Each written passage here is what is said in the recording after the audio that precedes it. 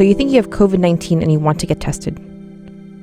Your first problem might be finding a test, depending on where you live and how sick you currently are. A recent survey conducted with administrators from 323 hospitals across the United States found hospitals reported severe shortages of testing supplies and extended waits for test results limited hospitals' ability to monitor the health of patients and staff. Adding, they were unable to keep up with testing demands because they lacked complete kits and/or the individual components used to detect the virus. But let's say that you can actually get a test for COVID-19. When testing first began in the US in January, there's only one type of test that could confirm COVID-19. It relied on a process called RT-PCR, or reverse transcriptase polymerase chain reaction.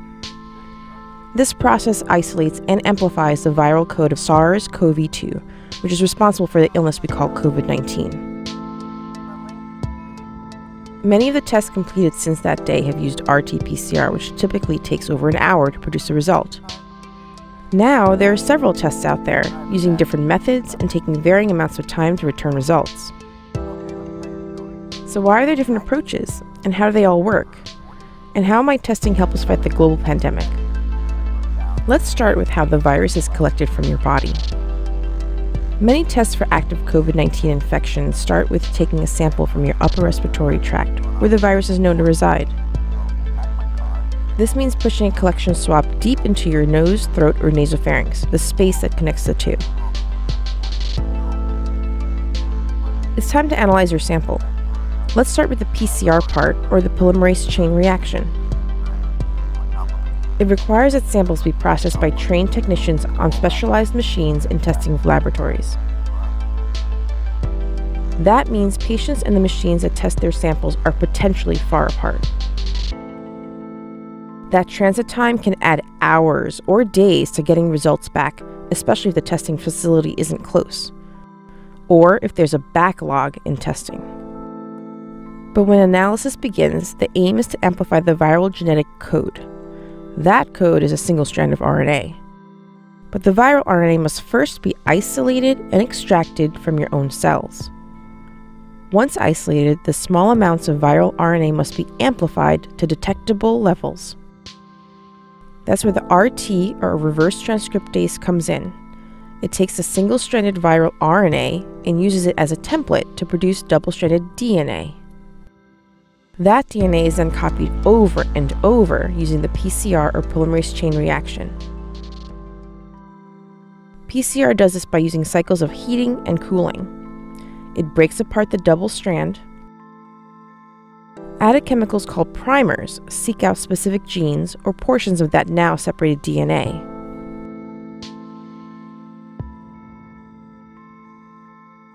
RT-PCR tests can target different coronavirus genes that do different things to help the virus replicate.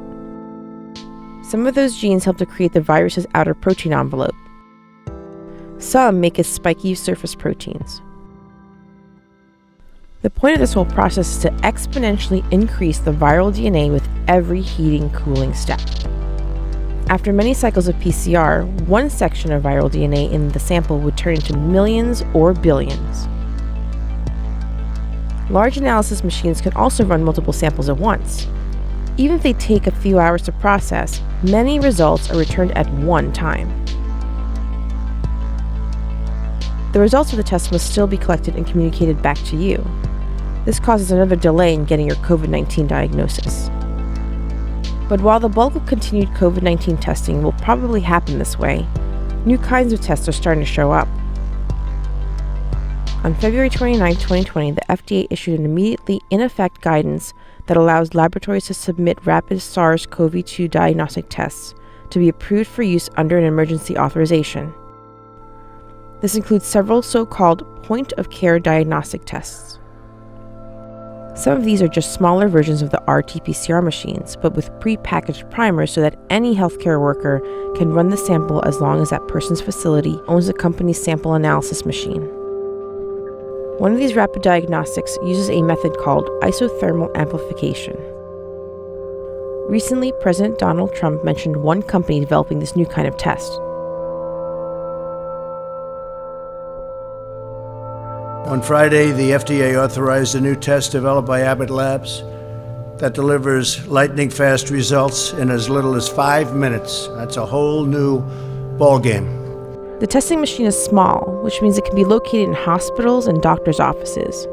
And isothermal means it detects the virus without having to go through the time-consuming heating and cooling cycles that PCR uses. Under the hood of this test is something called a nicking enzyme amplification reaction, or NEAR. It uses primers to target pieces of the SARS CoV-2 viral code to make more copies with a kind of genetic copier printer template.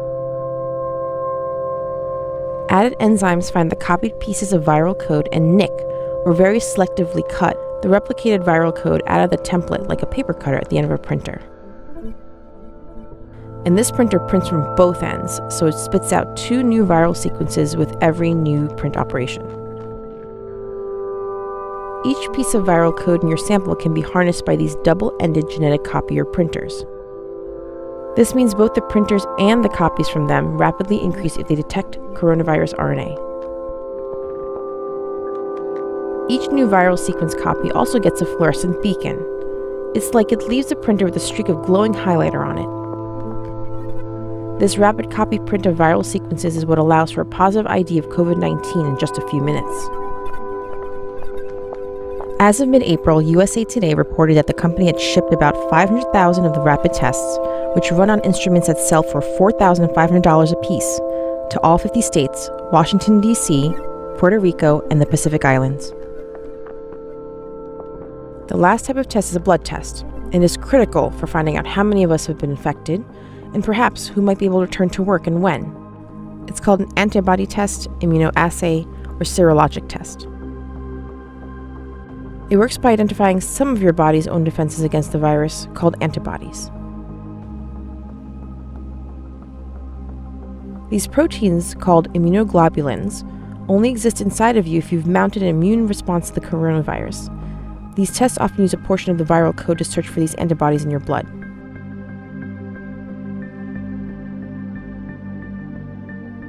It's important to note that these tests are not replacements for the swab-based tests for active infections. The US FDA says as much, citing the delay between onset of infection and antibody buildup. These tests do excel at finding out who has already been infected. Knowing how many of us have been infected and fought off the virus, sometimes with mild or no symptoms, is critical for long-term disease surveillance.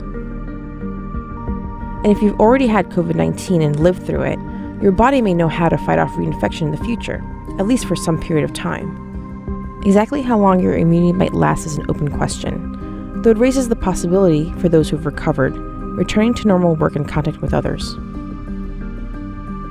Also, if your immune response was strong enough at beating back the virus, you may carry effective antibodies in your blood.